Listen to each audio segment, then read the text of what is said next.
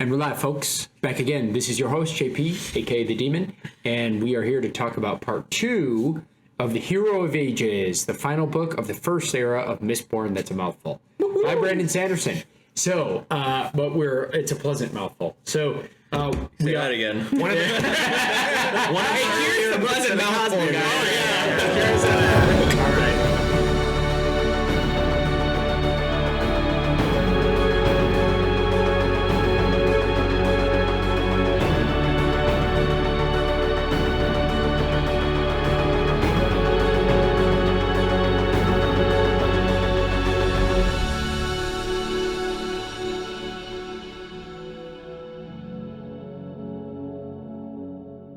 So clearly we're on round 2 of this part, and well, there may even be 3. We don't know.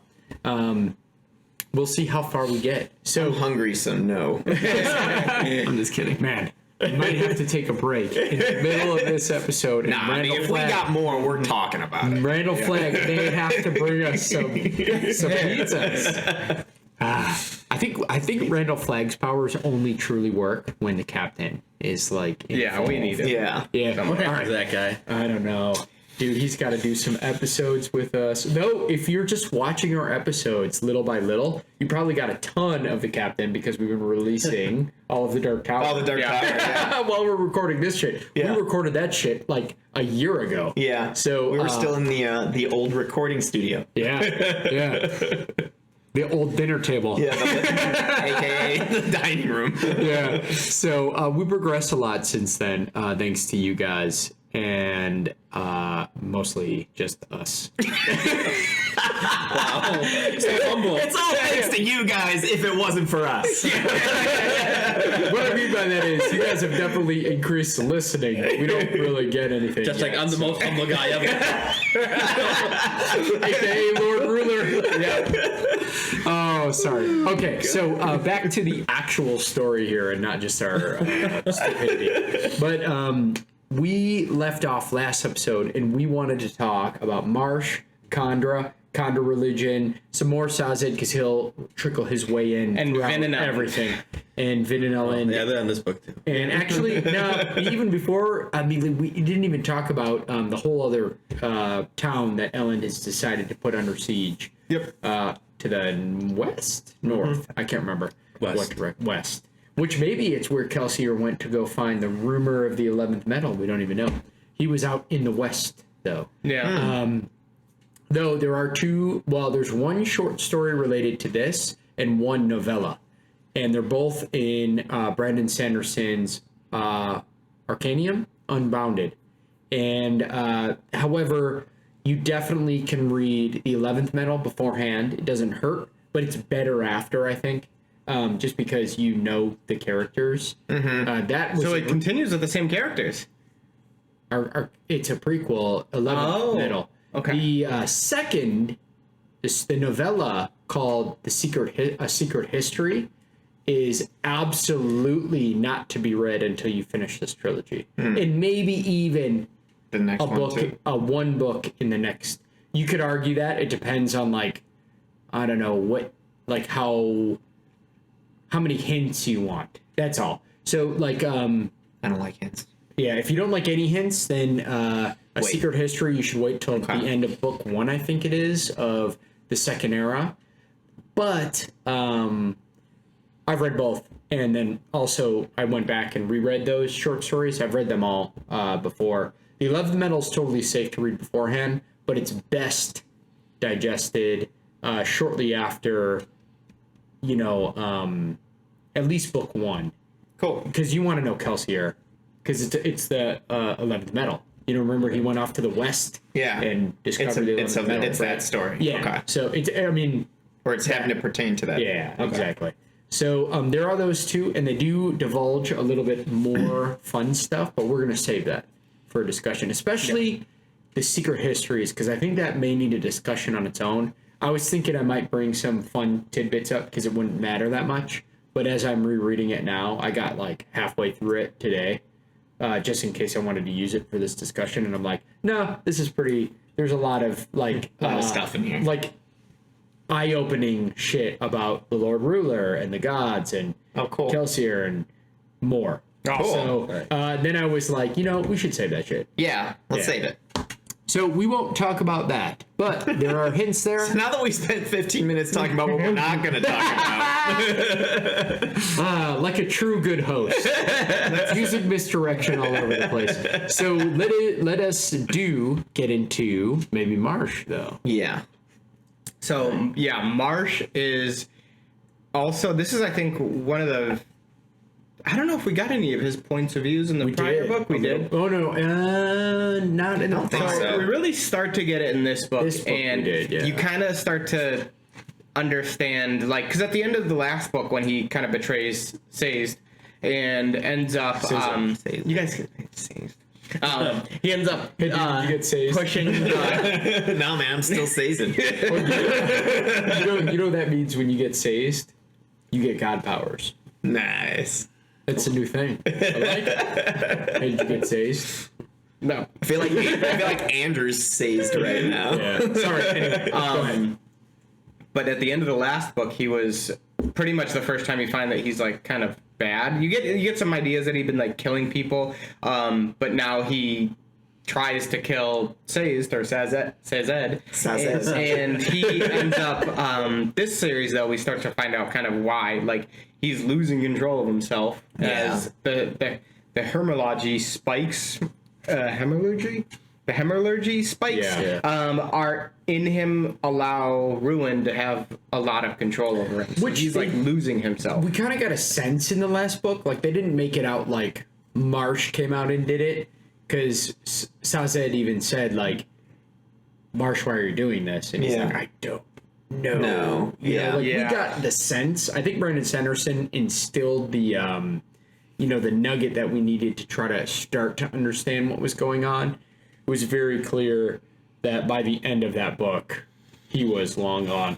The question is, how much was he fighting in the beginning of that book? Because remember, he went with Sazed on a journey, and they went to the like main temple of the Inquisitors. The Inquisitors, and like, he wasn't gone yet, but you could tell he was fighting something. Yeah. I think that he went there and he brought Sazed under Rune's command. I think so too. And he left Sazed by himself to check stuff out, and He might have been. Sazed He found might have the been plate. all the way gone even. And then he was like, "Hey, That's a good point. don't read it. Just Yeah. copy it down." Just copy it down. We gotta go. Yeah, and then because he copied it down and never read it, it was changed by Rune. Yep. Yeah, good point. So we don't know how much he was manipulated, but we got tidbits that something was going on in the last book. Wait, it was changed by Ruin because he didn't copy or read it? Anything written down, he can change Oh, gotcha. But, Unless it's in metal.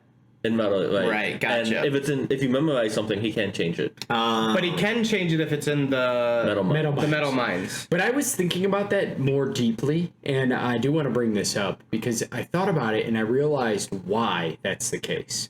Is because the way that metal mines work, you memorize something, you know it, you put it into the metal mine, it's gone. And then when you're pulling it out, you have to write it down. And when you put it back, it's gone. What? So like Sazed had to pull out the information, like write stuff out, and then put it back away, don't think he has and to then write it review it down. later. Well, I always thought, because wasn't there like a scene where he mentioned something about like, oh, he revisits it and it's as if he just read it all again or for something that like moment. that? Yeah. For that moment. But he has to put it back in storage, and when he puts it back in storage, he loses the memory. Oh, it's and gone. so Gotcha, therefore, gotcha. like a lot of times Gets they to refresh the pull, memory they through. pull memory out, like Sazed when he was doing several things, but engineering the water structure in the tunnels, especially. He was pulling information out. He was writing stuff down. Like he had already mastered engineering, put it back away, and then he's like using his documents to try to like relearn it, kind of. And so like he makes a comment. He's like the smartest and dumbest person at the same at time. the same time. And so maybe I don't know for sure. Like maybe Ruin can change because it was directly said in book 2 that the metal mines are not safe. Yeah. But are they not safe because he changes metal mines, or are they not safe because of how they have to use them and access the metal mines? That's what I don't know. Yeah. I feel like if they were safe in metal mines, though, that they would, well, maybe not, but instead of like etching this important stuff into steel, why wouldn't they just store it in metal mines? That information. I think because you have to pull it out, you use it, but when you use it still has a chance for transfer to them. Yeah. Gotcha. So like when you pull a memory out, they don't like to have it out very long. Yeah. Because memory is fickle. So like they pull it out, and then as they access it, they're like a robot. They're essentially like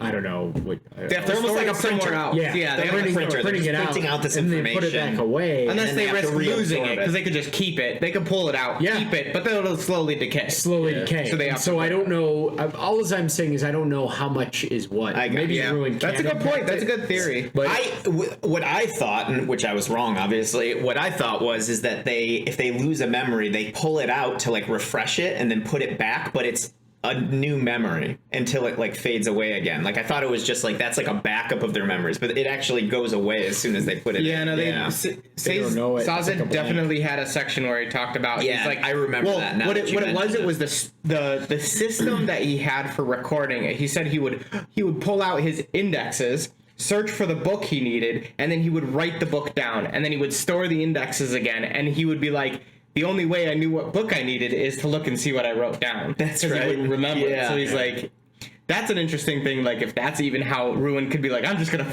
have one of them and just put something else down. Why did I need this book? There's a good chance I might be a hemologist or whatever. There's a very good chance that might be me. Therochemist, yeah. You're like writing it down, you go away, you're like, I knew I was coming here for a reason. Yeah. What was it? Oh, it says that I was here for this reason. And then you're going down. But to add on this, I think one of the awesome parts that kind of go between between Marsh and Sazed is we learn that Sazed's literally the last member of the Synod, the Keepers. He's the last one with the ability. And we find out, and it's pretty much because they had found all of the Synod. And Wait, hang on. Synod? No, we're not even close here right now. That's in the second book that happened. No, but what are the people? What are they called? It's his people. His people. Yeah, no, not his people are the terroristmen. Yeah. But the group of the ferrochemists that all could use the power he was part of was called the Synod.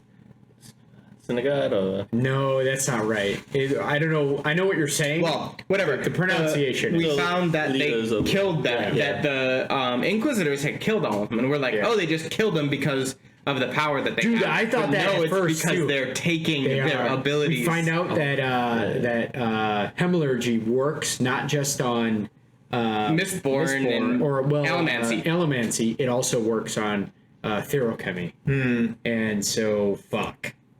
Yeah, so all of a sudden we get it. That's actually one of the first things that we get is when Vin and Ellen are facing the first one. He all of a sudden taps speed, and we start learning later they're freaking tapping weight. They're tapping healing powers, so they're spending all this time in a weakened state, so they could heal super fast. It's crazy. Yeah, which they actually were tapping healing a little bit the whole time. But they weren't. They were tapping healing, but it was like, and then they kind of explain how it works. It's like it doesn't go away like you would. The Synod. Yeah, it's not how they say it though. I wonder how you say it. Synod. Maybe, but you're not as far off clearly as I thought you were. So that's for sure. But I'm listening. I'm like, what would they say? Yeah, but they were all captured, and we thought just killed, but they were captured, and they were essentially their powers were through hemorrhage put into the Inquisitors. And there's I think maybe at the beginning of the book there's 13 or 12, and then at the end there's just 11 left. And there was supposed to be 16, I think. Well, 16 in the city. Yeah. And then most of them were spread out across the nation. I thought it was something like there was 13 in the city, or something like that. But I know because they killed one in the very beginning. When Kelsier killed one. Well, Vin the killed end of the first book. They killed one. Yeah, Vin had killed that, but in this book specifically, Elend killed one. Well, Elend and Vin killed one at the very beginning. Yeah. To take the Colossus, and then didn't they kill another one later? One that tried to drive a spike through Elend, because they kept trying to get a spike in Elend. So I think there were 2 that Vin had killed in this book. Wasn't that the same one? Maybe it is. There was definitely a spike he did try to. Yeah, spike. He used the speed and tried to get him, so maybe that was just the only one till the end. Yeah. Where Marsh and maybe a bunch others. I think it was 3 that were killed, which would make sense why there was 13 at the very end, because if there were 16 total. Because there was one, Kelsier killed one, Vin killed one, and then Vin and Elend killed another one. And those were the 3 that were annihilated beforehand. We could be totally wrong, though. I'm just... Yeah, I don't remember it. But anyway, point is, they're not only what they used to be. They've got some more bonuses. Enhanced. Yeah, enhance. So, and then poor Marsh. And the more enhanced you are, the more control Ruin has over you. Yeah. Yep. And Marsh, the prodigy that he was, which is why he, by total accident, was chosen to... He was getting paranoid because he thought that, like, his cover was blown. Mm-hmm. No, they just thought he was, like, perfect to be made into an Inquisitor. Yeah, and we find out how much... Well, how futile resistance is. Like, literally, it's like... I have to just wait to the one moment, because it's like moving a finger, like, would alert Ruin to that he's doing something, and it would immediately come back, and he had this point where it's like constantly fluttering between, like, I have to wait for my one chance to resist, to I just want Ruin to come back so everything's beautiful, because the ash and the destruction of the world just feels so beautiful to him, and he's like, I just want that back so I don't have to actually sit here and realize that I'm killing people. That scene's like he's like, I know I'm here. He kind of wakes up and he's like, I know I'm here because I'm being mobilized and I'm being told to wait. I wonder why he hasn't done this and that or whatever. And he has that whole like thought process. Mm-hmm. When he's just sitting getting covered in ash, and it's just like, I almost imagine, and granted this is probably not really that correct at all, but I imagined a lot of it as Full Metal Alchemist, you know, the big what's his name? Ellen? No, not. I keep thinking. What? Alfred. Yep. I imagine that's kind of how I imagine the Steel Inquisitors, except with an actual head and just spikes driven through there and like almost this big full metal body armor. Granted, I don't think they are like that, but just like because they wear like black cloth. And stuff. But they're just sitting in a field and it's just like immobile and just like ash just slowly like piling up on him. Oh, it's crazy. It's crazy because Penrod had one spike in his heart and he like destroyed the city and set it against each other, and Marsh had 20 plus spikes. Yeah. And he was still able to do some little bit of fighting, but he kept kind of like the cool thing was he kept realizing that it was like the power over him would kind of drift. It would fade as his Ruin's attention would be elsewhere. But then it would just get like shot back as soon as he would like start to do something. So he's like, I have to get him complacent, and I'll have one chance to do something small. Like, I just imagine it as like a game of StarCraft. It's just like he's got like all these things going out, and it's like he says like, you know, oh, go here, and as they're running he pays attention to something else, but then he has to like redirect them, and he's just bouncing his attention to all this stuff. What it is. You know what I mean? It's just like that. APM. He's got 10 million APM. How many times you're playing StarCraft or Warcraft, the old ones? Yeah. I don't know if you kids remember this stuff, but like, and you like direct one of your like peasants to go like chop wood or something. And then you like go and you're like battling here and building a city, and then you come back and you're like, holy shit, he chopped down the whole forest. I forgot about him. They're being attacked.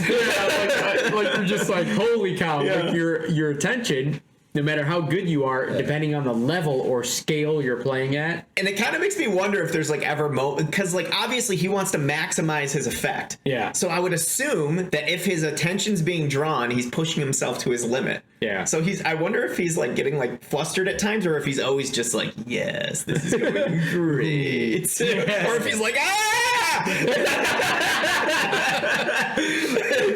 Marsh, why did you do that? I bet Perseverance was that guy. Yeah. Really good, but he's just freaking out all the time. Who knows? But like Marsh, Change. Marsh had all the time to think of a plan, and he figured out the one time that when he goes into a battle lust, that Moon has less control over him. Which, by the way, when I first read that scene, I was like, no, the guy who was with Spook. the Spook. I mean, he was not only good commander and also pretty valiantly Brave, like, fighting against this, but I'm like, the message, which ended up being pointless anyway because she didn't get it and never got it. Yeah. She never definitely got it. wasn't pointless. Yeah. It wasn't pointless thanks to the fact that the person who needed it wasn't Vin. Yeah. And exactly. The person who needed it was, and the amazing Marsh. thing is that's where Marsh even starts to find out, like, because Ruin's like, read it.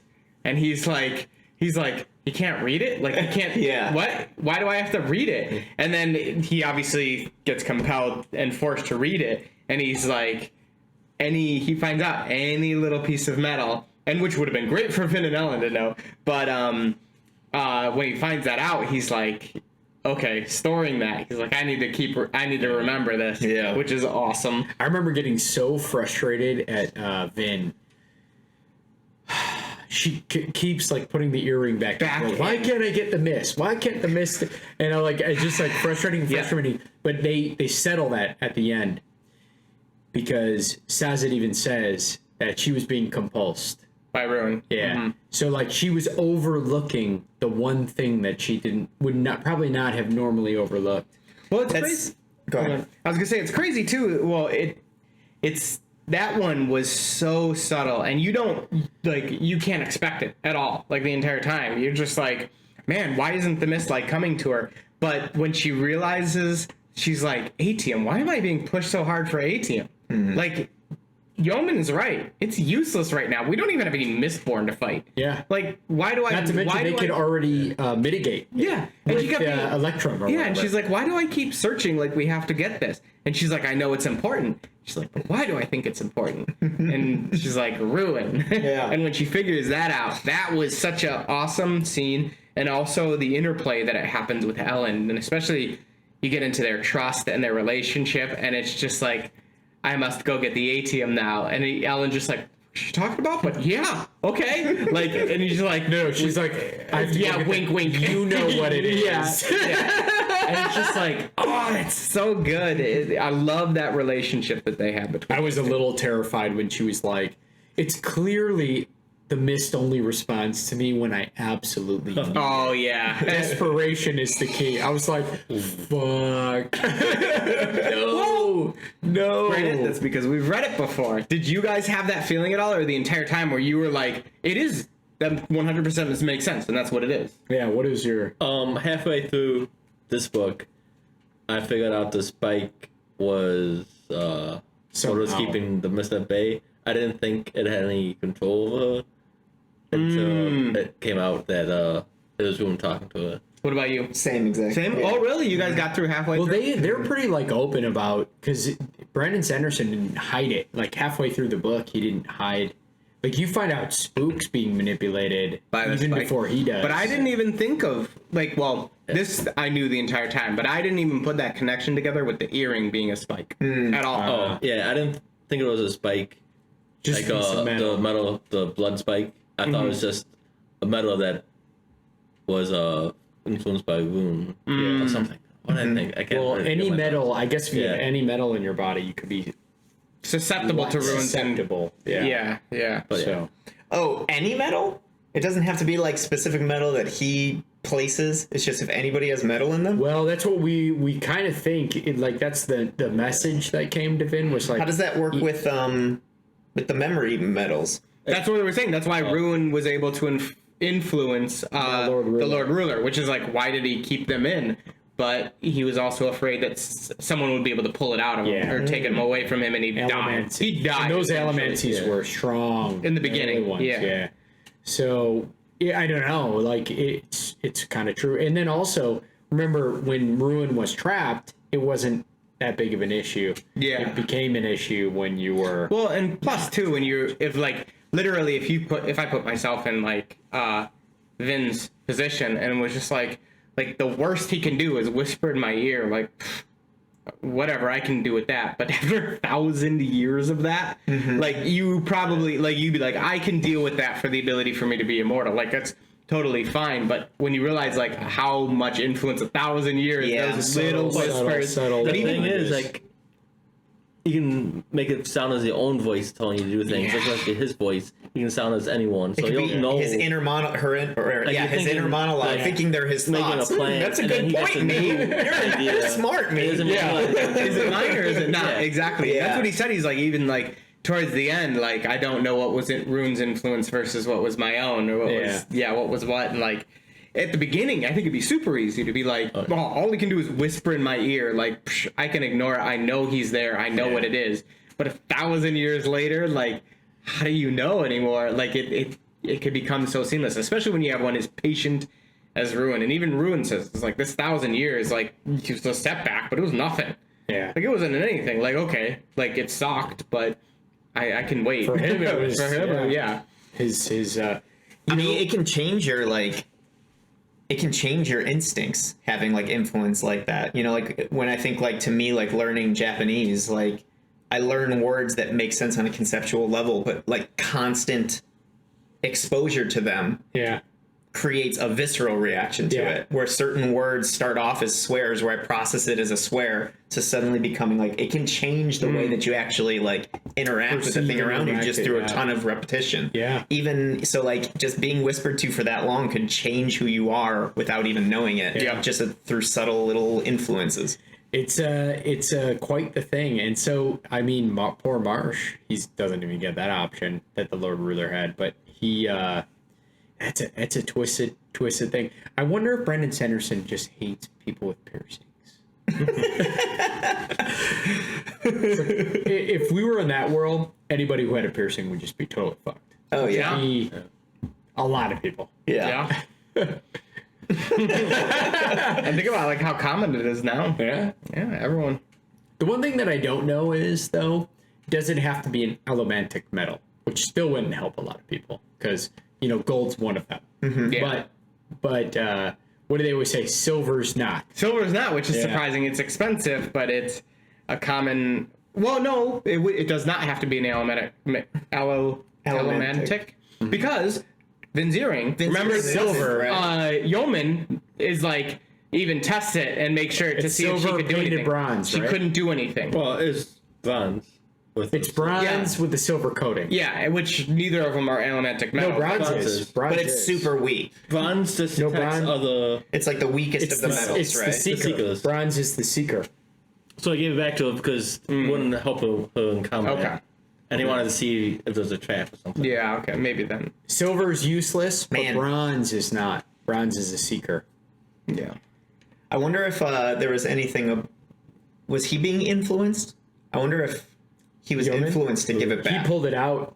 But at that point when he had the earring? Yeah, Ruin said to Vin, after she found out, he tried to influence. He had gotten the spike in him. Yeoman, or what's his name? Yeoman. He pulled it out early, right away almost. Yeah. They were like, he had trouble with people that are super rational and logical. And he had easier time with people that were like spontaneous and like emotional, because they trust the emotions that come. Yeah, that he's feeding mind. them. Whereas Yeoman would step back and be like, I feel like I should keep this in me, but why? It doesn't make sense. I'm gonna take it out. Yeah. So that was I don't think he was spiked. I thought there was He got spiked and he took it. He had him take it out. I thought there was a bunch of attempts and he always foiled. That was Ellen. Ellen foiled the attempts, but Yeoman got spiked and he pulled it out.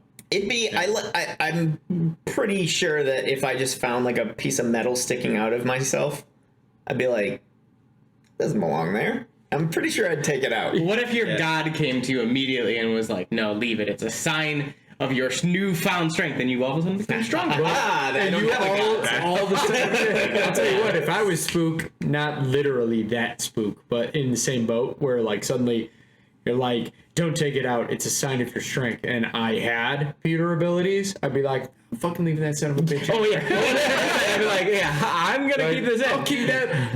I'll keep that Peter shit. Yeah. And also, if it's done right, if you take it out, it'll kill you. Like That's for true. Penrod. Yeah. I kind of feel bad for that guy because he was like actually one of the few semi-decent Nobleman, kind of. You could argue that he was kind of like halfway. I mean, he followed Ellen once he became his subject, and He also kind of betrayed him too for When we were on the committee, or the, what's it called? The council that they had, that he built. Good old Lord Venture, who didn't realize he was addicted to that particular chemical. Was he the one that who's the guy that was like in that one scene was like, no, we don't have that was talking to Vin and said they did have the Atheum.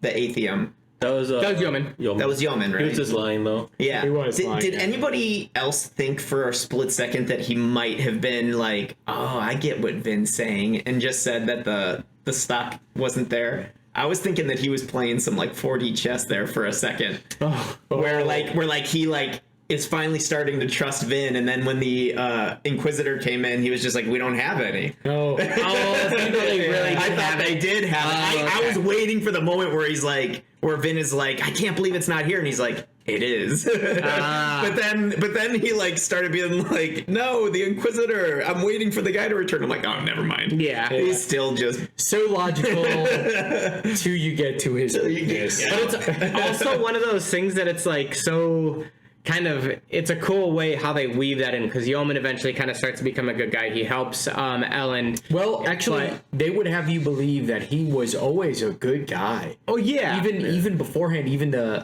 remember before Set was bad to the people. Well, Set was impulsive and power hungry, and in his culture, but in his Well, he also had specific views on what effective leadership is, and he thought that what he was doing is what's going to lead to the best life for his people. Because he even said, ended up saying later that like he still thinks that he's a little weak, but apparently it's working because even he feels like he'd rather have somebody that he trusts than someone he fears or something like that. So, and he also had the cripple effect going. So his whole life he's fighting for not only his station, but the fact that he, as a noble, is crippled and not even an Allomancer. Yeah. Which is like... But one thing that I like that they put in, and that really ties back to kind of some of the religious and like the arguments of religion too, is even they're like, oh, you don't like believe that he's dead now, and Yeoman's just like, no, this is part of his plan. He was God. He had the sliver of infinity. And it's like, you guys think that you overcame him and you did this, but this is all just part of his plan. And he's using you to do this now. Yeah. Even when he kind of starts to be like, okay, fine, maybe he is dead, but he's like, or he wants us to believe you're dead, but he's still manipulating things out there and he's leading this, which there, once we get to the end, I will argue a little bit about, there's one kind of little thing that I'm not entirely happy about, but specifically with kind of like how all the other religions are disproved. But, or not necessarily disproved, but regardless, he says, like, I still have faith even now that that my religion is working and it's happening and it's all according to his plan. And like, you're here because he let you kill him, and all this afterwards is like ordained by him and what he wanted to happen, which is an awesome kind of counter viewpoint to what we get out of Ellen and Vin, that it's like, no, like, that's all dead. That was the wrong thing. Now we're doing the right thing, where it's like, especially even after the end of it, we look back and it's like, that doesn't even sound that bad. Like, we don't know how much foresight that he had. Granted, maybe he hoped to be able to make it through, but maybe this was maybe some idea that this might happen. I don't know. What's interesting is, like, the whole religion thing is interesting because he was like, well, my God, the Lord Ruler is my God. What he didn't realize is his God was just a guy who touched the power of another guy who had a bigger power.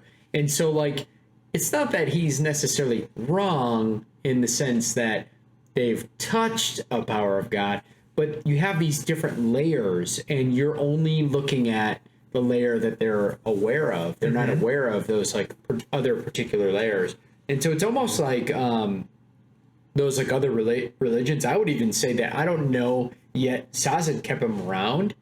And also, we don't know that they're necessarily discredited, because the reality is we don't even know the layer above this whole. Yeah. Like, even the, remember, oh man, I want to talk about one of the short stories so bad right now, but I'm not going to do it. Well, the one thing that I want to say is towards the end, when we find that Sazed had taken the power of both ruin and preservation, he the one thing that almost, like, I felt was almost out of character or almost didn't make much sense is the fact that he left the note and the books, because he left essentially the entire truth, whereas a lot of it, as he knows it, but a lot of the entire series is based around, especially this book, they push a lot about the based on you don't know, you just have to have faith, and him becoming a god and being like, well, I'm just going to prove to you. Like, I'll give you the book that tells you everything. Well, like, there's no longer any faith in it. However, Moses would say the same thing. I would say that too. In 300 years. In 300 years, it maybe will become that. Everyone's going to see the world. Like,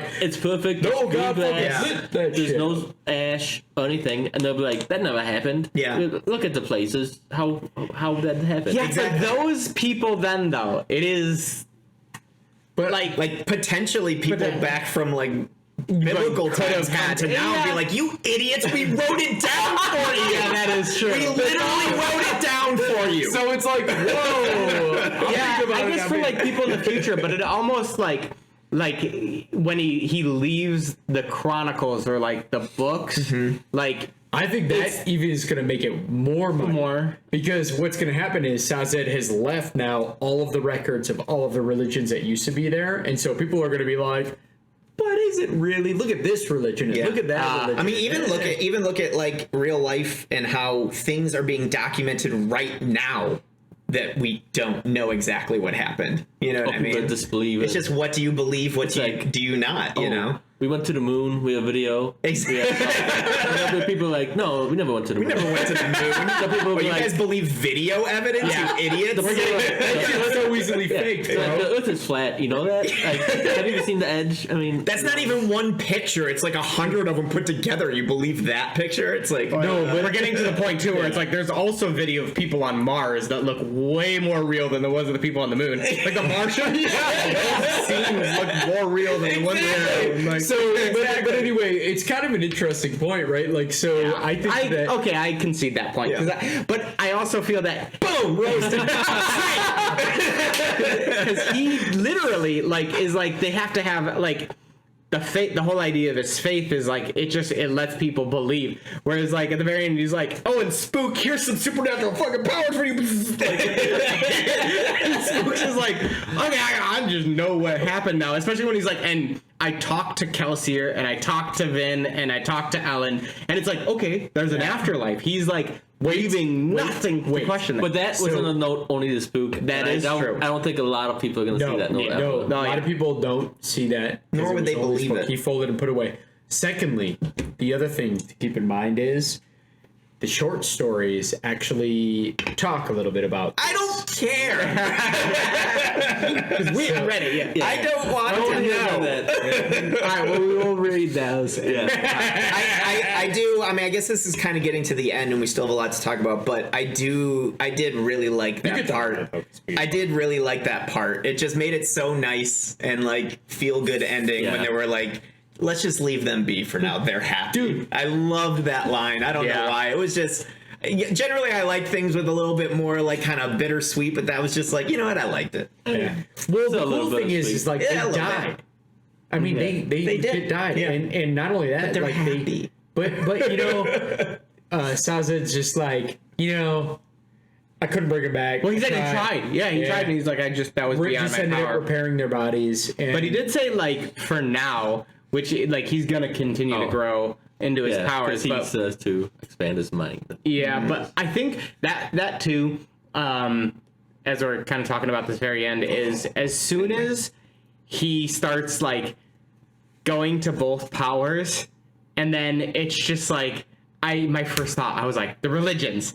And just as he expanded his mind, but tapped all of that knowledge at middle the minds. exact Yeah. same And on his moment. arms, not his shoulders. On They're his like on his arms. arms, and he's like, "Holy Well, and it's not shit!" even well, the amazing thing too, it's not even his it was on it, which is because he's a eunuch. Yeah. So they left it gender neutral, and it's like that must be because they wanted to be mysterious, but also because it was a female. And it's like, no, it's actually because it's a eunuch. Dude, I did Which not is see that awesome. coming from. Dude, I remember the first time I was reading the book. I remember I forgot so much. Yes. But I do remember, the outcome, right? For the most part. Oh, yeah. So I remember the first time I was reading that, I'm like, and that whole scene where Ellen is fighting Marsh, and he dies, and he's like, "No, we won. You don't get it. We just ate." All of the atium. But granted, like, yeah. oh my god, That he's like dying, and Vince just floating behind him like a god. I'm just like, she's definitely gonna come. Yeah. Nope. And then that happened, and I'm like, oh fuck. And then that whole like scene sounds just like, she's coming. But she doesn't. And then all of a sudden, just like, Dude, that moment where he's like, "It's me!" I'm like, holy shit! I loved the scene where she also kind of looks at Ruin, and he's like, "I've done it. I've killed him. I'll take everything from you." And she's like, "That was a mistake. Yeah. Because now I have nothing left." And the kind of that like realization that she has part of Ruin in her, because it was a creation of both preservation and Ruin, and she uses that part of Ruin forgot to be about like, that. "Now I can kill you," because preservation could never kill He you. got but- used to the old bald guy. yeah, The because old I bald have part of preservation. you in me. And he's like, "What do you mean you're attacking me? What?" Yeah, he was like so thrown off by it at the beginning too, when he's like, "Oh, but I can fight too. We're equally matched." And she's like, "That's fine. We'll just fucking kill each other." Like that would have never been a thought of preservation. No. And so that was such an awesome like realization and scene. And then the freaking Vin's body falling out of the sky, and like that's so intense, so good. That is It needs literally to be in a movie. such a good. I just think you imagine that Well, I also Ellen think gets decapitated, and she just like comes out of the. Oh my god, dude, people are gonna flip a that nut scene- bag on that. This is the series that's going to be the first movie, right? Supposedly. Supposedly, it was I think- bought, I believe. Is it? I think so. that'll be awesome. Well, all the rights to Cosmere have been purchased. Yeah. I think that scene, but preceding that, Vin fighting the 13. Oh, dude, that is was gonna be so amazing. awesome. She completely demolishes a Well, freaking even castle before that, though, I want to even go before like how well she was doing by herself. Yeah. by herself against 13 Inquisitors who are enhanced into essentially Yes. 13 pseudo Lord Rulers. Yeah, exactly. They have all the powers of both of them. So messed up. Maybe it's a little slower. Marsh might be even more than a Lord Ruler at this Yeah. point. But I wonder what all the spikes, because we know there's 16 medals now, yeah, and he had over 20 spikes. And he spiked. well, he had But there were the other, not besides metals. thermochemy. Yep, the fur So he had the 16. whatever their powers is, because they can tap And then- sight, or like sight and senses. They can tap Speed, weight. They can tap strength, speed, yeah. age, strength, health. Maybe a few others. There might. Well, be I mean, some they're the other same ones. 16 medals.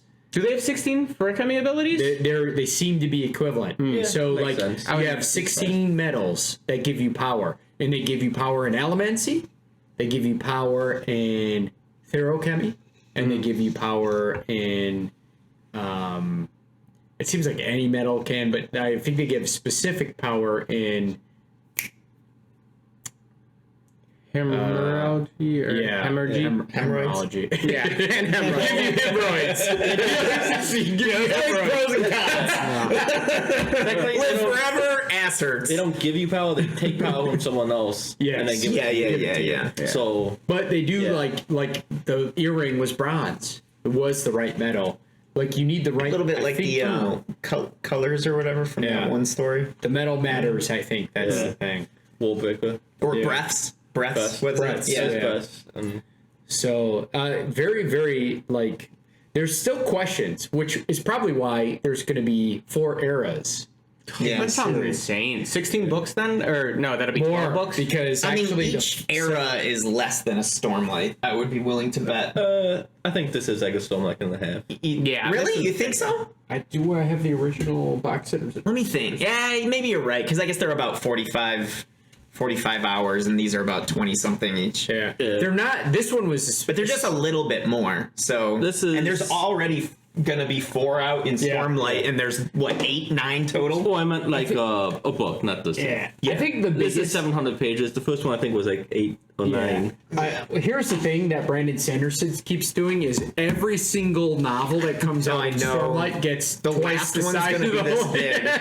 So it's not only that the series is getting bigger, but the actual book. I mean, this is a monster. I don't and know the how text this- is small. I don't know how this guy has a life. His leather-bound books had to be put in, one book had to be made into 2 books because it was too big for the spine of the leather-bound They book. couldn't find a cow big enough. Yeah, that's amazing. You know, even more crazy. I mean, is that the fact that he has percentages on his website of all the projects. Oh, I know, man. He's a Even more workhorse. I love that about him, actually. I love the communication he has with his community. I love George R.R. Martin, but I think he could learn a thing Oh, yeah. too, bro. Well, the thing about Sanderson, he's always said this, is like, for him, it's just about consistency. Yeah. He has his routine, and he does it. And because he does it all the time, Yeah. it's like he chips away. That's what I think the biggest thing is a lot of us, especially artists, we tend to do this thing where it's like, I can't get into it. He has the magic. Whatever it is, Yeah. he can like get into He's it. got an amazing muse. Yeah. Someone who's just like, nope, you need to sit down and write. I also wonder. I also wonder if he. No wonder he hates piercings. I wonder. I You need to be highly. writing right now. I highly doubt it, but I also wonder if he'll run into some issues when he's looking to close it up, because maybe a little bit of perfectionism might leak in. Yeah. Whereas now it's just literally he can just have stream he of has all this- consciousness and just put it all out. You know, You he was know? able to finish this first series really nicely, though. Yeah. And then hopefully, he's already finished the second series of Mistborn. Yeah. And I'm assuming that ends nice. And he actually Really good. Yeah. Hope it does end like Maybe this. it might be the halfway point where shit hits the fan, and then we have to wait for the other two. I don't know. But I'm really hoping like this book ended so like epic, clean. Yeah. And clean. Like, So great. And it's only 3 books long, so I'm really interested to see You know, the long like I'd like it'll to- be like 10 books long. I know. how that ends. I like know. to- I can't wait, dude. I'd like to- and luckily, we won't have to wait 30 years because he puts them out every 2 years. or two, Unless yeah. it's 15 Yeah. books long. then then we might have to wait 30 years. Yeah. Well, they do say it keeps expanding, and you know what they say about these stories? They don't get shorter. Yeah. Yeah. So if he says 10 books, expect 15. Yeah. I will say, yeah, that's going to be crazy. We're going to be reading this to our kids and maybe our grandkids because we'll be waiting for the last book. Yeah. As long as he keeps writing, Yeah. because there's a couple authors. They just stop. I know. Our The guy- grandkids might be reading it to us. Yeah, I can't read this little. Sorry. No, we will because our eyes will have been rejuvenated and we'll be youthful again. Yes. The book you gave me for Christmas like 8 years ago. Yeah. The King Killer Chronicles. It came out in 2011. Oh, dude. And the So third good. book still hasn't come out yet. No, and by the way, Patrick Rothfuss is immensely apologetic constantly to his fans about it. Yeah, he's really good about it. And he's like a perfectionist. He's like, I gotta get this right. Yeah. I can't. So Brandon right. Sanderson actually knows Pat Rothfuss pretty well, and they've done some things. And Pat Rothfuss has actually talked to other writers like Jim Butcher and some other guys. And so he has actually said his style, he is a serial rewriter. Yeah. And so he is the kind of guy. So Stephen King is a flow writer. Yeah. So Stephen King sits down with a concept and then the concept takes Stephen King where it goes. And George R. R. Martin is what they call a no-writer. George R. I don't know, but he's creative style. Just for the record, I like making jokes, but I'm on board with just let George do what he needs to do to be happy with his Especially writing. now that we know the ending. Now it's like, let George make the best shit. Just let him go, man. Like, follow your instincts, George. I'm willing to wait. However, Stephen King, George has said, like, Stephen, how do you like pump out the stuff that you do? And he's just like, well, I'm a flow writer. So Stephen has a concept and Stephen King writes, and it's an adventure for Stephen, just like it is for us as a reader. Right. Now, Patrick Rothfuss is a serial rewriter, which means he won't progress to the next scene until he's like happy with the previous, and it changes constantly. Yeah. And therefore it's changing the rest of the story. So the first few books he had a head start on from a long time of pre-planning and like pre-writing before it was published. But now he's trying to finish it, and it's like, it's taken a long time. But everybody says, listen, if you don't let Pat finish it the way that he's doing it now, you won't be happy. Yeah. And so, like, unfortunately Brandon Sanderson is a serial outliner. Yeah. He is a madman about outlines. As a matter of fact, he has different stages to his writing.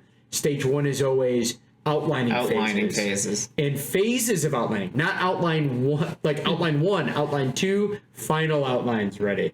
Now I'm writing. Writing has changed the outline. So that's where Brandon Sanderson talks about in his podcast about the flow changing.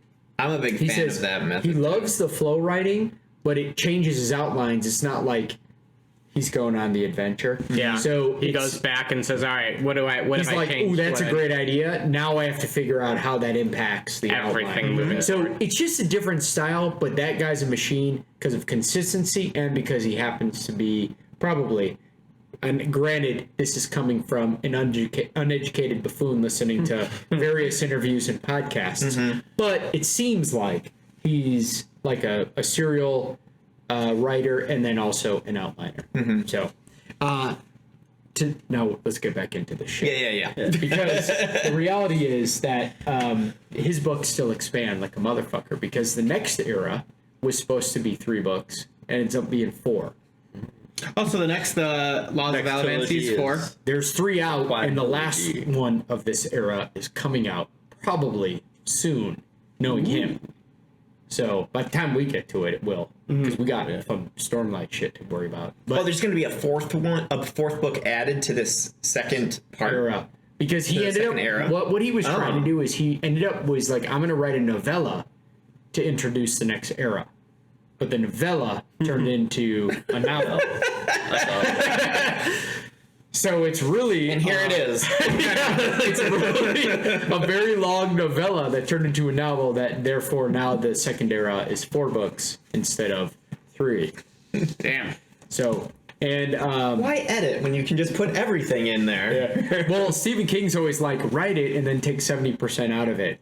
And then Brandon Sanderson's like, write it, and then the editor's like, that's really fucking good, but you need to add more. That or they just trust him enough at this point. I mean, I gotta say, I think that the whole take 70% out thing generally stems from the fact that when you're writing, you put in a lot of stuff that isn't necessary. Yeah. You know, I feel like Sanderson, like, all of it's necessary. Like, Well, he's a serial outliner. I'm never bored when I'm reading. You know, there's never, I mean, I shouldn't say never, but there's almost never a point where I'm like, I could have lived without that chapter. I'll tell you, in the early works, in his earlier works, like this one, Mistborn, Elantris, I could tell.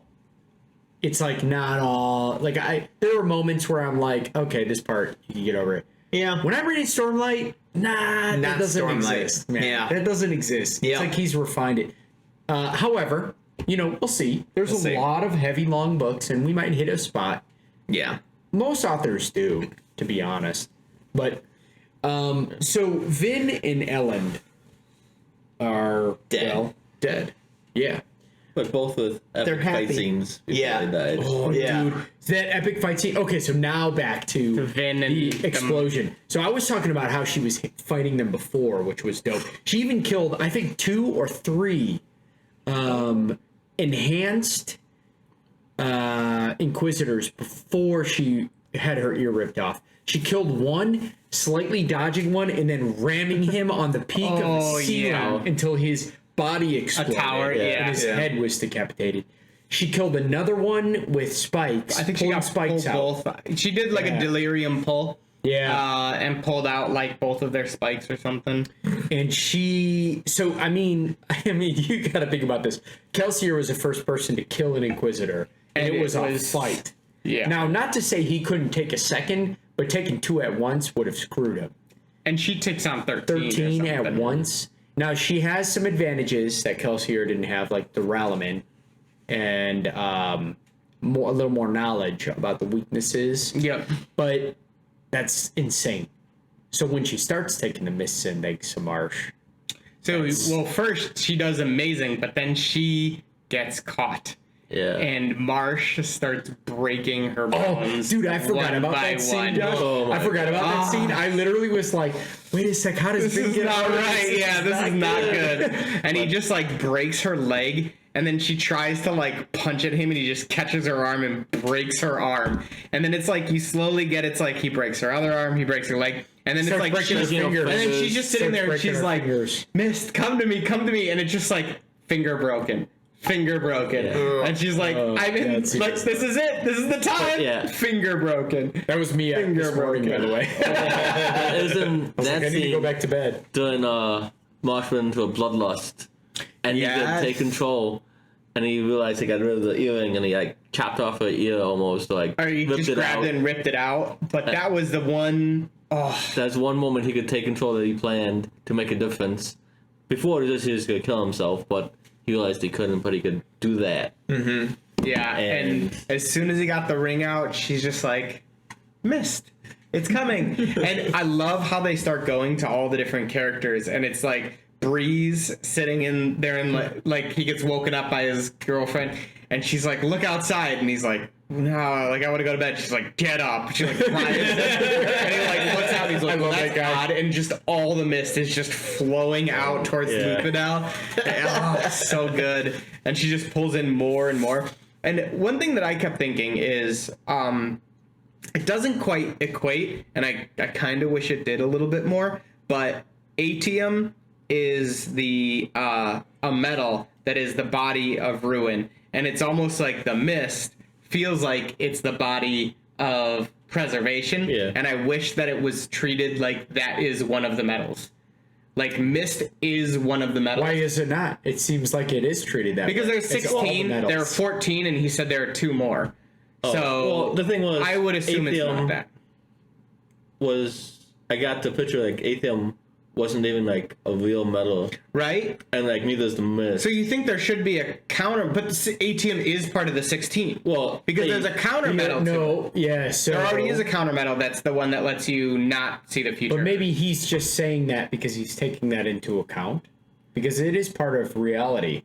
But remember, all the other metals are actually like Elemancy is part of preservation, except for Atium. Which is holy ruin. And therefore, maybe... So I guess 15 of them are preservation, and then, maybe she would be getting all of the metals except for Atium from taking the mist. 1 is full ruin, 14 are full preservation, and the alloy of Atium is half and half. Yeah. Jeff can't take part in this bet, because I think he read the second series. I did. I hardly remember it, though. But I was thinking, like, okay, now that... we do have to read gone, more or less, and it's combined into a new being in Cezid, that will Atheum even be a thing anymore? Because or did they burn it all? Yeah. Is it just gone? Because that cave system somehow collected the Atheum and like made it. Yeah. Like that was the pool, like the Well of Ascension collected the preservation's body. And now that was Moon's body was collected, but now he's whole now. Like he has Cezid has his body, and he. Or does Cezid, is it still part like energy that is emulating? So will Atheum even exist in the next? To be honest, so here's the 2 things. Well, Jeff, you still can't do it. Is Atium? Because magically, every time you don't remember, you get it right. So you can bet after I we guess bet. my subconscious non-drunk memory is pretty good. Do we want to bet on just ATM, or is there going to be ATM? Is there going to be mist? Will there be any mist? If you can draw on the mist. Yeah, because would it be both? Like you would think that. Only Vin could draw on the mist. No one else could. Yeah. Well, that's only because preservation selected her. Yeah. Yeah. That- So let's just say, all right, let's do the question is, in the next series, will ATM exist? I'm gonna say no. I'll take the opposite of you guys, I guess, because I have no choice. I'm going to say yes. Well, that now it I'm makes gonna sense. say yes. So You're saying I that's- can't bet? Yeah, so You can't. You have to go last, though. Yeah, you can go last. I really don't 'cause remember. You can't influence us. Go ahead. Yeah. I'm also saying that it's not one of the pure 16 medals. Like Right. 16 actual medals, and not like God's bodies. Do it 50-50. This is really hard. Just like racking his brain trying to remember the Yeah. series right now. I'm literally trying to. Oh, you're trying to cheat. Just like, I don't remember, so let me remember. Why don't you just guess like the rest of us? I'll go with Ben and I'll say no. Damn it. Wrong answer. To make it even. Changing. There's definitely like Unrelated something that's- reasons. Like my gut says maybe it does, but I'm gonna go with Ben because you said guess. Yeah. Okay. And also it makes it even. Go through One our more thing prep bet. I totally thought was gonna happen when Vin was captured in the cell in the West City. Oh, and Yeoman? Yep. And she was Fairdex. like, I need to get out. There's this one point, she was bleeding or something. I was like, oh my god, she just could drink her own blood and burn the medals in her blood. Oh, that would Damn. be awesome. But that would probably be so... No, she could get iron, and she could get, but she could still. get some trace elements Yeah, out of true. her. Maybe if Brandon Sanderson took a little bit longer to write, he would have thought of that. The leader was like, this water's been purified, there's nothing in it. Yeah. But then I was like, she was bleeding. I was like, all I do is like suck on that blood, and you realize that there'll be trace metals in there. And she could burn that. Yeah, but it'd probably be like, okay, burn, I can like lift maybe 10% more, and it's like, what's that gonna do? Well, actually, if she could so iron's push, steel's pull. Okay, She's not going iron. to get steel. She's not going to be able to pull, but she could push. Yeah. She could get iron out of that, and she may be able to get some other trace elements out of her Yeah. own body. I think that's a great. That would have been a cool thing been to cool. put in. concept to. I do think though we need to go through our Brit bets. I think we should probably say that for the other episode. final? The Yeah, the- side. Brett Bet episode. No, Well- the side book of the novella. Oh, yeah, we'll do that all together. That's a good idea. Okay. We could do that. So we're at about an hour. So the question is, should we do a final? I think we call can it. finish. I We're think we just, should call it. Yeah, I Yeah, think we'll we're call- close to done with it. Let's finish up in this let's do episode. final. Let's do a So final. this will be thought. just a longer one then. Yeah. Yeah. Let it go a little long though, Yeah. because I think there's a few elements I don't want to rush now that we actually have the time. Cool. But we won't go a full extra episode, so here's a long one, folks. So we talked kind of about the end and some of the most epic battle scenes, including Ellen's. I want to talk a little bit more about the ATM mistings. Mm-hmm. Like, people are still okay. This gets maybe back to what Ben was talking about with like, does it exist or not, right? So there's still people who are for some reason born with the ability to burn ATM. And we know we only know 14 of the 16 metals. There's still 2 undiscovered based on the end. So to be honest, I got no fucking idea what they are. I can't remember at all. So I don't know if they even emerge in the next series or if it's just been that long. I feel like they have to because I would that's assume the they end have to of this because book. it's left on a little bit of a cliffhanger with it, right? So if I did know it, I don't know. And then I'm thinking about ATM, and I'm like, I'm saying no. But then I'm like, people are born, or is it the mist that was making them? Like, I don't know how that all is going to pan out, because I hardly remember. What I remember is Western feeling. I actually remember that Andrew needs to read the next. The captain needs to read the next one with us because it's right up his fucking alley, and also the main character is pretty much just the captain. Awesome. That's what I remember, and I remember he has a sidekick who's fun as fuck. He's there's no way, unless he's been reading along with us but just not recording. There's no way. Exactly. Well, he does have time to catch up because we're gonna revisit Stormlight. Oh, we're doing Stormlight 4 before the next Mistborn, right? Yeah. Yes, we will. But I'm just like, I'm thinking about it now, and I'm like, But holy he shit, has to do the Stormlight amount with that us. I've forgotten about that series. You know what I realize now is I read so many books so fast and so much in a row that I don't digest them the same ways that I used to. I also sometimes get them, not a lot, but sometimes I'll get them a little mixed up too. Yeah. Like today I was like thinking of like certain elements from the last series that we did, Black Prism? Black Prism, that I was just like, we didn't even and I'm like, oh wait, that wasn't this book. No, the same world we're on. Yeah, exactly. Yeah, this is what happens. We do this for you guys. But yeah, I you know, I don't know. It's gonna be a really, really interesting read for me because I read them rapid fire, and I remember liking them more than this series. Really? Yeah. Oh, Nice. The series was so good for me. I hope it is just as good because especially getting towards the end, this one felt so good. Although you also did say that you kind of remembered obviously not disliking them, liking them a lot, but liking them a little bit less the first time you read these as well. Didn't you say that?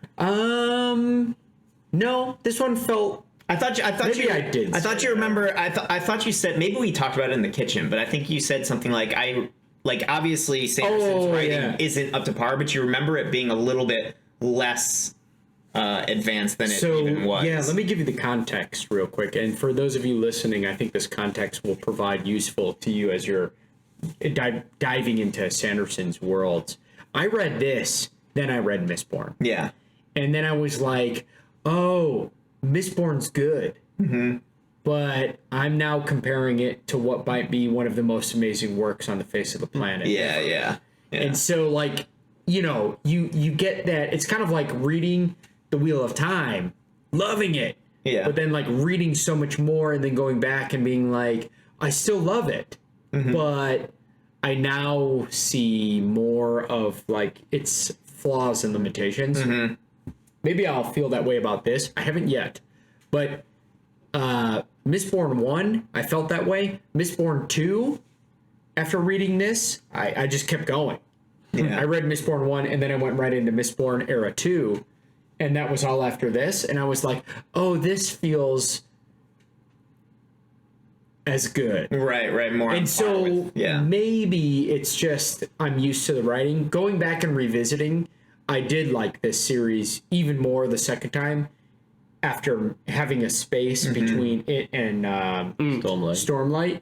But that makes me think that I'll probably even like the next one even more. Even more. Right. So, however, I could be wrong. Yeah. You know, I'm not This sure. is his first series, right? Well, series, yes. Yeah. Because I think it went Elantris. He had Elantris. First publication, and then it was Mistborn first series. Oh, okay. Yeah, I think. Yeah.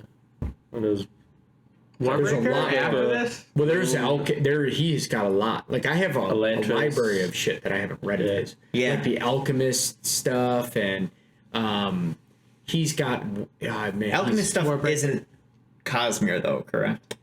I don't think so. I don't think so. But that's one thing we didn't talk at all about. Hoyd is in this book. Hey! That's actually one of the things that was on my list. I'm glad you brought that up, Josh. So in this book, there's a moment, and I don't know if it was a mistake or not. Vin gets an instinct, which might have been coming from Ruin, Don't visit Hoyd. to just avoid Hoyd. Yeah, was she's like, wondering, this feels a little bit, I'm going to trust my instincts and not go here. and I'm wondering if that was Ruin.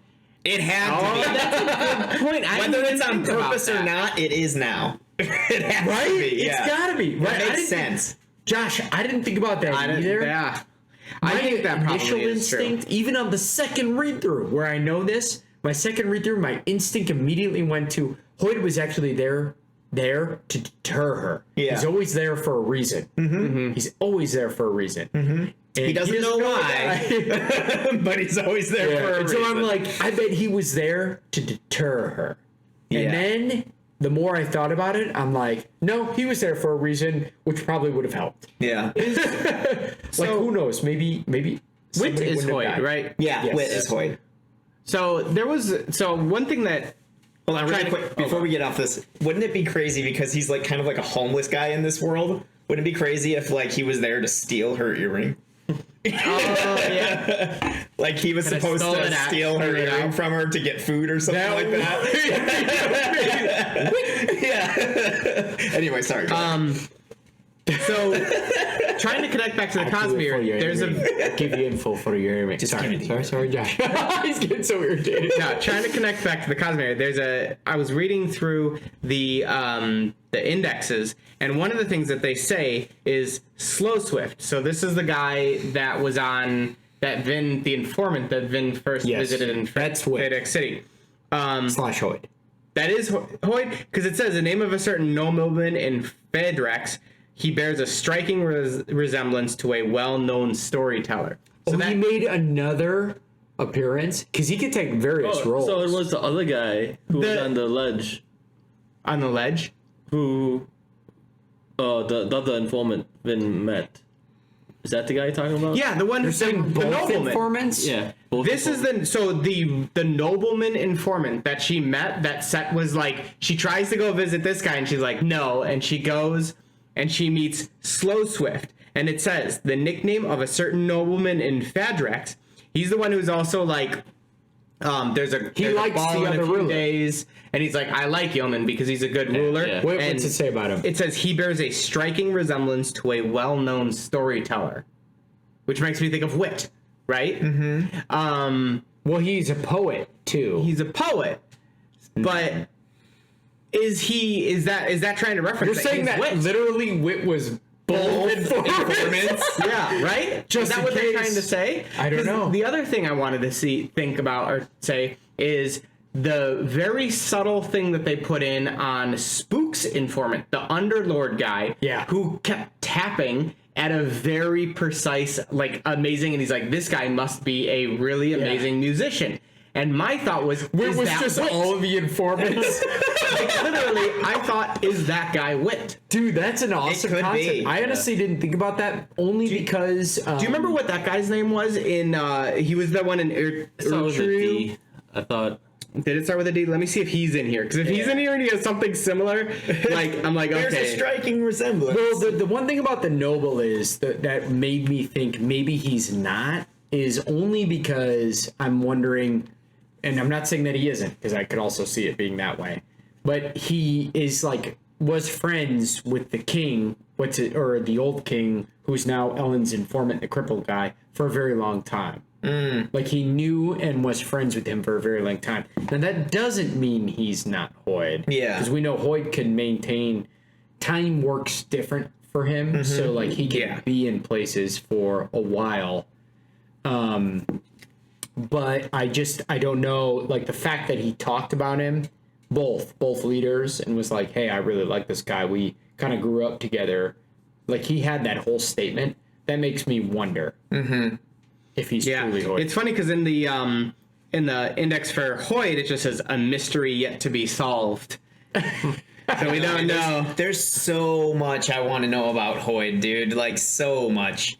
I can't wait. I have a feeling that either late in Stormlight, or if Stormlight is literally just leading up to the main story, whatever Yeah. is going on in the background. Which it might be. I wonder if Hoyd's going to be one of the main characters. Well, already he's way more of a main character than any other Brandon Any Sanderson other series. Yeah. Like, Because he's Hoyd in is- everything. Yeah, Hoyd is legitimately like playing a very harshly active role. Whereas if in some of the other books of the Cosmere, he's a very light role. He's just a passerby, so to speak. I wonder if, like, I don't know. Because it seems like all the gods are so heavy-handed. Yeah. You know? Well, they It's gotta follow it's their- like ruin ruins things. Yeah. You know? Well, that's what I mean. Preservation preserves Preserves. shit. You know? cultivation. What does she do? She cultivates. Yeah. Right? I wonder if Hoyd is the one that can just kind of do whatever he wants, Or but what- he is on that level. Is he, or is he the guy that's like, Or is he being or is he the sent? guy that's Yeah. like, hey, you got to fix this shit, Yeah. whatever it is. I don't know. I want to know who he is. I want to know more about him, and I want to know at what tier is he? Is he their tier? Is he in this world and he's being used by these uppers? Or is he one of the uppers and he's just kind of doing his Or is thing? he a guy above Or is those he even guys? above them? And then he's been tasked to kind of corral these. And maybe the reason that he doesn't know where he is, or maybe there's some rules that he has to follow, and therefore, in order to get around those rules, he doesn't even know why he's sending himself places. No, I just he's have to just go like, here. I need to go here, and then when he's there, he's like, I'm supposed to be here. You know, I can't wait to find out more about Hoyd, man. Yeah. It's anyway. That's why I love the Cosmere so much. It's like you don't need the interconnectedness, like we have with Stormlight or Mistborn or any other Cosmere book, but it's super fucking fun. cool, yeah. And it's just kind of like a fun little extra tidbit. So I guess we'll find out. Any last? Let me think about this. Is there anything that we want to talk about in the last, like, kind of final thoughts? Characters that we missed. I mean, we talked about the mistings. I don't know. I'm on Ben's side, even if I'm wrong about the ATM Not being back. I gotta tell you this, Ben. If ATM does come back, it's gotta come back in a way more natural way than it used to. And if that would mean, it would seem to me that would mean the mist is there too, and I can't remember either. So don't know. Yeah. So what do we count it as if, like, they just find some more ATM in the next book? It's like, oh, look at this. Yeah, I don't know. We actually did have some left. Well, I mean, they have some left. I'm assuming there's still some out there. Yeah. That is Not mining it 100 though. years old. That's kind of like what I was I guessing. mean, it's just on. iron or some kind of metal, so it's not gonna degrade. Yeah. But like, So you're saying is new ATM going to be created somehow? Like, is Yeah. it still a metal that people care about, like kind of thing? they still like About? mine it, Burn like, it and find it anywhere. I mean, I'm assuming they might find some in some like ruins from from today. Or are they going to be somehow like digging somewhere and there's an actual one of the capsules they have to reach their arm through and scratch up their arms to get? But I mean, like, is it like an actual mine and they can like it's part of the Yeah. Yeah, it's like a little grown in the earth, Yeah. kind of like the rest of our metal, I guess, Okay. which is not necessarily grown in earth, but in a way. Eating stars. Yeah. It's grown in stars and then shipped here. I don't know, man. That's pretty crazy. Starlight. I think we may have talked about all of it that I can think of at this point. Yeah. Yeah. So let's just do final thoughts on it. Yeah. Let's do it. So I would say starting from book 1, book 2, book 3, this series is an excellent read if you're going for something that it's like, I want to pretty contained, but like I want an introduction to the world. I would almost say, or introduction to Cosmere. Yeah. This is a great place to start because the book is awesome. I thoroughly enjoyed all of it. There were definitely some lulls in it, and you could tell that his writing gets better.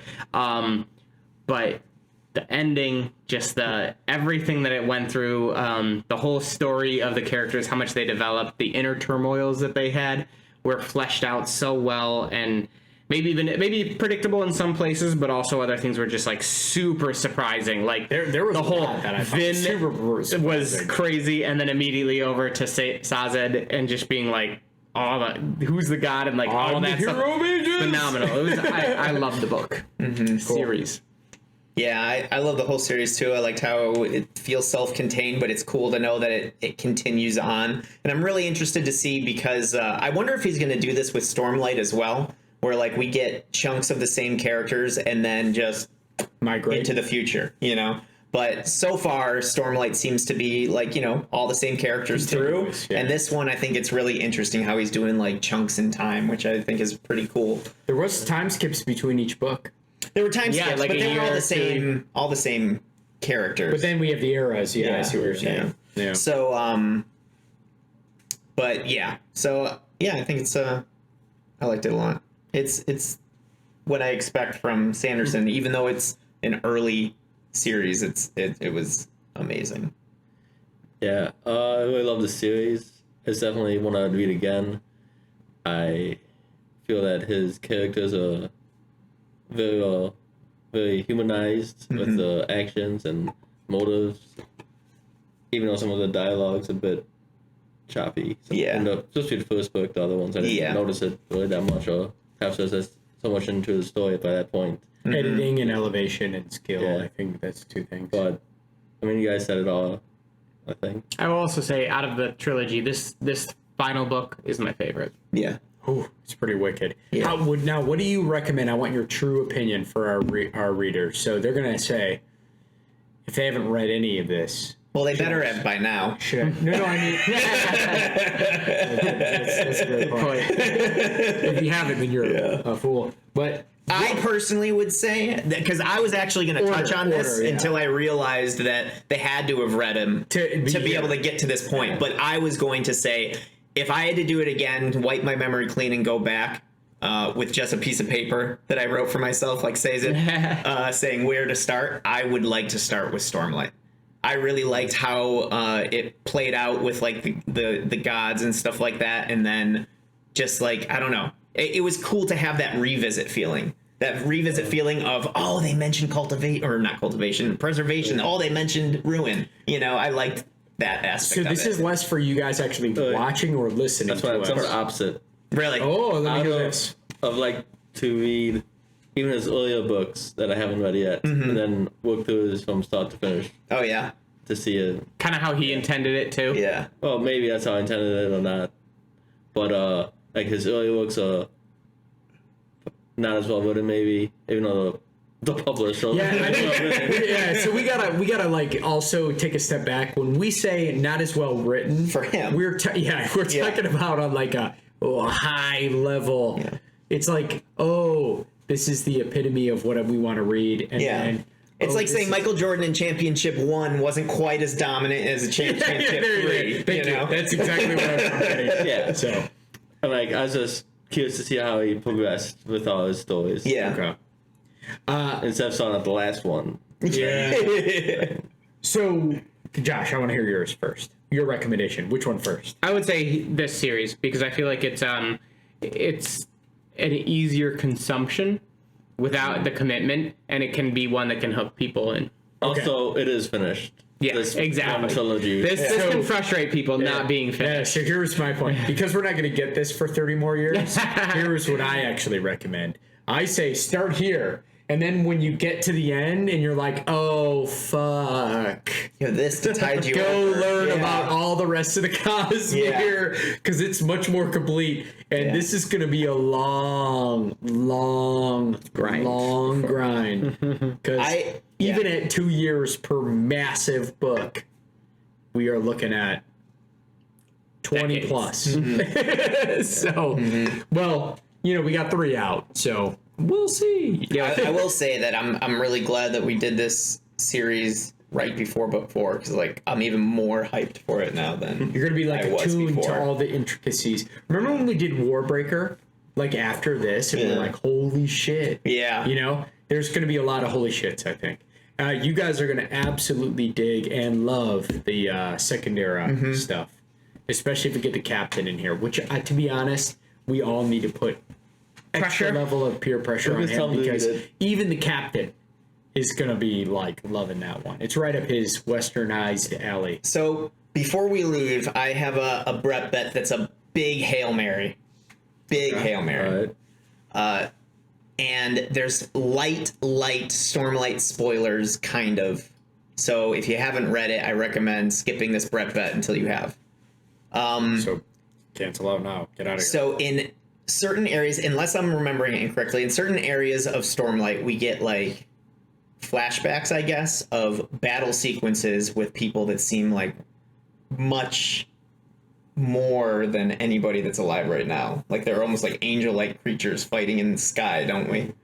If I remember correctly. Well, we have windrunners that can fight in the sky. The We do original, get the Knights Radiance, like the original, Maybe people- that's who I'm thinking of. because they had that, and then they had the disciples who were not as powerful because they didn't fulfill all the oaths yet.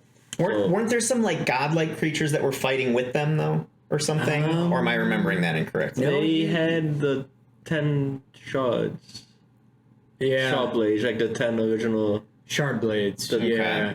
But you bring up a point though. There is some flashbacks. We'll have to do a revisit too on this. But there was some like concepts going around, whether it be old documents or dreams or flashbacks about humans coming in later from like another spot. So I guess it'll be less specific because I thought maybe I'm probably remembering Stormlight. You might be remembering it right. So here's my question though: do Vin and Ellen at some point make an appearance in Stormlight? Oh, we don't know. Like maybe they're a level up now and chilling, and somehow they're gonna come back into the mix. I say no. Big multiverse. We got a little Jake Chambers coming around. That is a Hail Mary. He's died a few times. Yeah. Because in this book, when I was still unsure if Kelsier came back, I was like, maybe he became a god because people believed he became a god. He became a god. So he became a central figure, and all that energy, like, they could, do godlike things. Similar to that's how like pretty much the gods were created in the other series, Lightbringer. Like all the powers are just because people believe in them. Well, wait, in this one it's more about like, are they like living to the commitments that atone? But to aren't those? like people? How is it that they were saying that like people believed in them and that's why Gave them strength. it gives them strength because people believe in them or people like recognize them. Yeah, they have to believe in. It ties into the three realms that Branderson. Yes, call him that from now on. Branderson talks about Branderson. the cognitive, the spiritual, and the physical realms. But like the real source of power here has a combination of the cognitive in terms of Spren, but also, are they living by the oaths that are sworn, or like, are they truly internalizing the oaths that are like tied to the powers that are set there? So I don't know. It's not exactly about belief, but for one of, or maybe a few of the Spren tutors, maybe I'm it thinking could of a be about different belief. series because I thought there was one that was like the power is literally because people believe in that power. That's how. But isn't that like how the Stormfather was still around because people still like not worship but like believed in the Stormfather and that's why his ghost was able to have any power at all? I don't know about that. I think he was a shard, like a broken piece of the old one of the three that were one of the three. Maybe powers. I'm thinking of a different series. Shit. But I think you're thinking of Elf. and what makes Santa's sleigh fly. Okay. If he doesn't have the right belief. I don't know. You might be right, dude. You know what? We actually will be doing this next because we're gonna start a. I have we to are do gonna the start reread, man. I don't remember anything. So actually, I honestly, this, I could probably reread these and feel like they're brand new. Feel like it's brand new. Yeah. I've forgotten so right now, much. for those of you who are watching this, go and check out either the Stormlight from the beginning, which was our initial when we started this podcast. No video even. Yeah, no video even, just audio and pictures from the books. Check out Stormlight, but we're gonna do some revisits before November when. You got about 45 Man, days. that's coming up. Yeah. So I mean, hey, we're starting now. I'm gonna say no. Yeah. Well, now I'm wondering about myself. I think it's a bit of a Hail Mary. Yeah. You know what? I'm going to say yes just because it's a Hail Mary, and I've had a couple Hail Marys work out for me in the past. You so, have. Yeah. It's true. Will Vin or Ellen's? Are they returning in Stormlight or the Cosmere? Let's say just Cosmere to make it easy. Cosmere. Right? So we No, it's like you motherfucker. We might not know this for 30 years, but yeah. Are they returning in Cosmere? And it can't be that they are referenced. It has to be that they physically appear. Physically, so it could be like a ghost, like they come back and like whisper something in someone's ear. Yes. Yes. I'm Yes. still gonna say no. Come back to the Cosmere.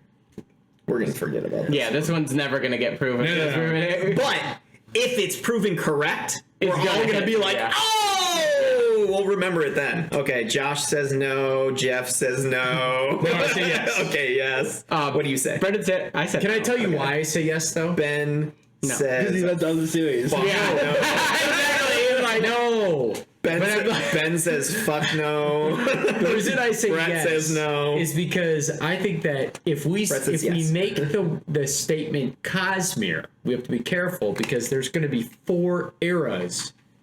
No. It can't be in Mistborn. Okay. Cosmere that's besides fair. Mistborn. Gotcha. Yeah. That's a little more, in my opinion, fair. Yeah. Not because I read the next series, but because and I know they're in the next series. Not be- He's like, I'm thinking about it. They definitely don't show up in the first chapter of the next book. No, there's gonna be 4. I don't know where he's going with this shit, Yeah. man. There's gonna be 4. Like, I don't know. Who knows where that's going? I think just to spite us, Brandon Sanderson's gonna be like, he's gonna see this podcast and be like, I'm writing that in. I'm sending him a clip. Yeah. I'm sending him a clip just so Like, that I he need gets on to my knock side. it. Yeah. Yeah. Okay. It's going to be on the last page, and then as Kaladin died and passed away, Vin said came hi. down and said, well done. The end.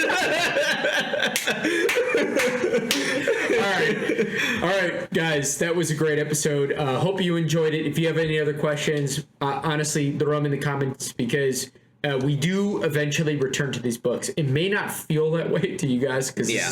It's been so it takes long, a long time for us to like read and recycle this. We got a lot of series to get to, but if you do put the comments in, we will eventually get there. So do it, interact, let us know the questions you have. If we respond via any of the commentary, awesome. But we also like to pull those in to our revisits and all of the Stormlights, Yeah. which are a few years old by this point, or a year old or 2. Guess what's going to happen when we go to the revisit of book 1? Guess all those comments in book 1 we'll be making a revisit. Yeah, So we'll be going through we're looking probably quite a forward few to of it. them. Yeah. So Because there are some viewers that came up with some really cool points that I do want to touch on. In I the agree. revisits. Yeah, hardcore for sure. So All right. Cheers. Cheers. guys. Cool. Stormlights. I'm so excited.